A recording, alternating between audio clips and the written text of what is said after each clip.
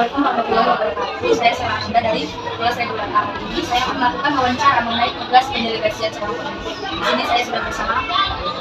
Ya, perkenalkan nama Bapak Setio dari Jurusan Bahasa dan Sastra Indonesia dari Pendidikan Bahasa dan Sastra Indonesia yang saat ini diamanahkan sebagai Ketua Komisi Mahasiswa Fakultas Bahasa Indonesia. Bagaimana peran pemimpin dalam mendelegasikan tugas? Kalau ditanyakan perihal masalah peran seorang pemimpin dalam mendelegasikan, yang mana mungkin mendelegasikannya adalah memberikan tugas, memberikan wewenang, amanah kepada rekan-rekan abang. Ya kalau ditanyakan perannya, tentu perannya ini juga sangat penting ya. Seorang pemimpin harus bisa tahu keahlian atau skill rekan-rekannya itu apa, anggotanya itu. Kalau abang sendiri ya, rekan-rekan abang biasanya kalau abang ingin mendelegasikan sebuah tugas atau program kerja pada rekan-rekan abang, ya abang akan mencari tahu terlebih dahulu, ini rekan-rekan abang ini kemampuannya di mana, di bidang apa. Karena pada sebuah program itu kan pasti ada bidangnya, misalkan ada sebuah program atau kegiatan di bidang kebahasaan misalkan, atau di bidang yang bakat misalkan.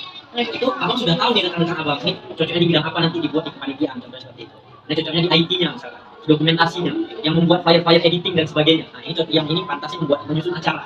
Jadi abang sudah mengetahui rekan-rekan abang itu keahliannya di mana. Nah, jadi perannya itu tentu sangat penting, dan saking pentingnya itu abang sebagai pimpinan itu harus tahu keahlian dari rekan-rekan abang, sehingga ketika abang mendelegasikan tugas, abang tidak bingung lagi memberikannya kepada siapa. Oke, baik Pak. Lalu bagaimana tugas-tugas kerja atau poin apa yang kira-kira tidak bisa didelegasikan? Sejauh ini selama abang memimpin ya, tidak ada tugas kerja atau program ataupun kegiatan yang tidak bisa abang delegasikan kepada rekan-rekan abang. Karena abang percaya juga rekan-rekan abang itu sudah mempunyai keahlian mereka yang mana mereka itu sudah berkompeten di bidang mereka masing-masing. Jadi apapun kegiatan itu, apapun tugas-tugasnya atau program kerja, itu semua bisa abang percayakan kepada rekan-rekan abang. Abang bisa memimpin, peran apa yang abang lakukan dalam mengambil keputusan? Kalau ditanyakan tidak peran dalam mengambil keputusan, ya, seorang pemimpin itu merupakan kepala ataupun fondasinya ya dalam sebuah organisasi, kita katakan ya, yang mana peran ini sangat penting, bukan hanya dalam membuat keputusan ataupun mengambil keputusan, tapi juga seorang pemimpin ini harus menjadi motivator untuk rekan-rekannya, menjadi orang yang selalu mengevaluasi kinerja rekan-rekan, yang mengawasi, yang mengayomi dan sebagainya. Apalagi terdapat masalah ditanyakan orang seorang pemimpin dalam mengambil keputusan atau membuat keputusan, tentunya itu sangat penting karena itu bagian dari tugas seorang pemimpin. Jadi sangat penting, kalau ditanyakan sangat penting dan besar sekali peran seorang pemimpin dalam membuat dan mengambil keputusan. Lalu ketika ada masalah atau konflik, bagaimana abang sebagai pemimpin memberikan solusi atau menyelesaikan? Abang pribadi selaku pemimpin organisasi yang saya pimpin ini, kalau terjadi masalah, namun syukurnya masalah yang selalu kami hadapi itu tidak pernah besar, jadi masih bisa diatasi. Kalau ada itu biasanya kami diskusi atau musyawarah. Itu biasanya abang tanyakan kepada rekan abang, baik itu secara pribadi terlebih dahulu, dan setelah itu abang diskusikan dengan kawan yang lain. Setelah itu dicari tahu apa masalahnya, siapa saja yang terlibat, dicari tahu jalan keluarnya. Jadi abang selalu melakukan diskusi. Lalu kami pertanyaan yang terakhir, apa tantangan yang pernah dihadapi selama abang memimpin organisasi? Tantangan banyak ya, mulai mungkin dari omongan dari mahasiswa fakultas gitu ya. Tidak semua kemungkinan, jadi omongan-omongan itu merupakan suatu tantangan juga yang harus bisa dihadapi. Terus juga tantangannya belum lagi masalah internal, terjadi kesalahpahaman, tidak satu pendapat yang rekan-rekan abang, belum juga lagi nanti permasalahan dengan pimpinan fakultas ya, karena kan organisasi ini juga ada pimpinannya, yaitu pimpinannya para dekan. Contoh ketika abang dan rekan-rekan abang ingin membuat suatu program kegiatan ya, program kerja, itu kan harus konfirmasi terlebih dahulu kepada dekan. Nah, seandainya ini semua udah mateng gitu kegiatannya, ya, persiapannya, tapi ketika dinaikkan konfirmasi tidak dapat izin. Nah itu menjadi sebuah tantangan juga untuk kami, ya, terus abang selaku pimpinan rekan-rekan abang. Karena semua persiapan udah matang, tapi ternyata tidak diizinkan. Saya Sheila Amanda, salah satu mahasiswi dari Universitas Negeri Medan, Prodi Pendidikan Bahasa dan Sastra Indonesia. Hari ini saya akan melakukan wawancara bersama Wakil Kepala Sekolah di SMA Negeri 1 Seisuka mengenai konsep kepemimpinan.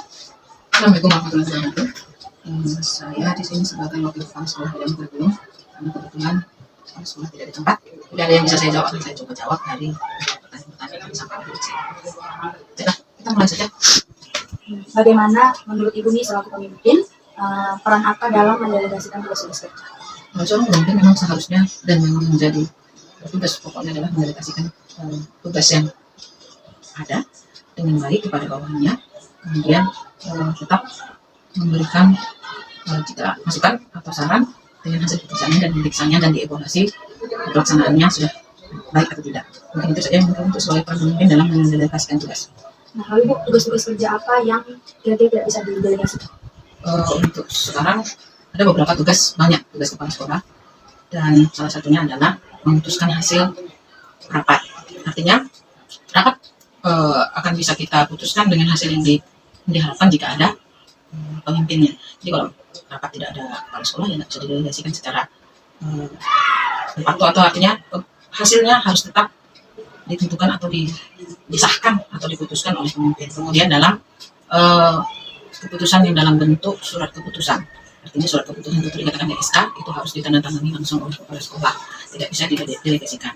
Kemudian mungkin urusan kepegawaian, artinya jika ada guru atau tenaga TU yang memang perlu dilakukan evaluasi dan penguji evaluasi atau teguran lah bisa dikatakan, itu tetap tidak bisa digantikan oleh orang lain atau wakilnya, harus tetap kepala sekolah yang menentukan dan berhak untuk memberi punishment dan punishment dan hadiah lah ya, pujian juga dari mereka dan punishment juga kepala sekolah. Jadi itu mungkin yang tidak dapat didelegasikan kepada orang lain. Nah, selaku pemimpin, apa yang diperlukan dalam mengambil keputusan? Setiap keputusan itu seharusnya memang berdasarkan diskusi dan musyawarah. Jadi setiap keputusan ini, ya. Jadi mana tadi? Peran pemimpin kan? Nomor 3 ya? Iya, Bu. Peran pemimpin dalam membuat keputusan. Jadi semua keputusan itu sebaiknya adalah merupakan musyawarah, hasil dari musyawarah, dan ada kesepakatan antara kedua belah pihak. Artinya ada rasa tanggung jawab untuk melaksanakan hasil keputusan yang sudah kita putuskan di dalam rapat atau di dalam diskusi. Ini itu yang bisa saya sampaikan. Nah, pastinya Bu, dalam proses kepemimpinan pasti sering muncul masalah atau konflik. Nah, jadi bagaimana cara penyelesaian yang Ibu lakukan untuk mengatasi masalah tersebut? Namanya kita dalam organisasi pasti banyak orang dan pasti ada masalah. Yang pertama tentunya harus ada konsolidasi, artinya ada pembicaraan dari hati ke hati untuk menyelesaikan masalah dan ada niat untuk menyelesaikan masalah. Kenapa? Jika ada masalah tentu semuanya itu harus bisa kita selesaikan dengan kekeluargaan dan rasa kasih sayang lah antara teman atau bawahan dengan atasan atau rekan sesama guru. Jadi segala sesuatu itu, masalah itu jika ada kecil dihilangkan, jika ada besar dihapuskan atau dikecilkan. Jadi masalah itu jangan di blow up atau dibesar-besarkan. Jadi salah satu menyelesaikan masalah itu tentunya dengan dari hati ke hati lah, agar selesai masalah ini tanpa ada masalah menjadi makin besar atau semakin rumit. Dan kemudian pada saat menyelesaikan masalah tersebut, tantangan apa yang pernah dihadapi? Tentu tantangan itu tetap ada, karena ada yang merasa pasti di satu sisi dirugikan atau ini, dan satu lagi akan merasa ada yang diuntungkan. Tentunya kita tetap akan memberikan penjelasan, artinya tidak ada menang dan kalah, yang ada adalah ikatan kita semakin kuat. Itu yang perlu kita tingkatkan atau kita tekankan kepada jika ada masalah atau penyelesaian masalah itu, tentunya kita tetap bersama-sama berpegangan tangan untuk kita menjadi lebih kuat dan semakin solid. Dan itu saja yang saya sampaikan. Saya ucapkan terima kasih kepada Ibu karena telah meluangkan waktunya untuk menjawab pertanyaan yang saya ajukan. Nah, sekian wawancara yang saya lakukan kepada atau bersama Wakil Kepala Sekolah di SMA Negeri 1 Seisuka. Sekian dan saya ucapkan terima kasih. Assalamualaikum warahmatullahi wabarakatuh. Assalamualaikum warahmatullahi wabarakatuh. Saya akan menjawab pertanyaan-pertanyaan yang sudah diajukan kepada saya. Pertama, yang memutuskan sesuatu dengan musyawarah. Memutuskan sebuah jalan keluar ketika sedang menghadapi masalah.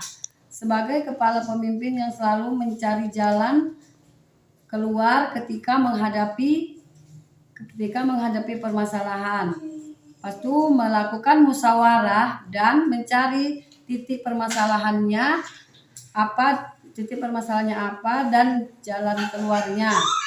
Sejauh ini tidak ada masalah apapun yang dihadapi dalam menyelesaikan permasalahan. Kiranya sekian jawaban yang bisa saya berikan. Assalamualaikum warahmatullahi wabarakatuh.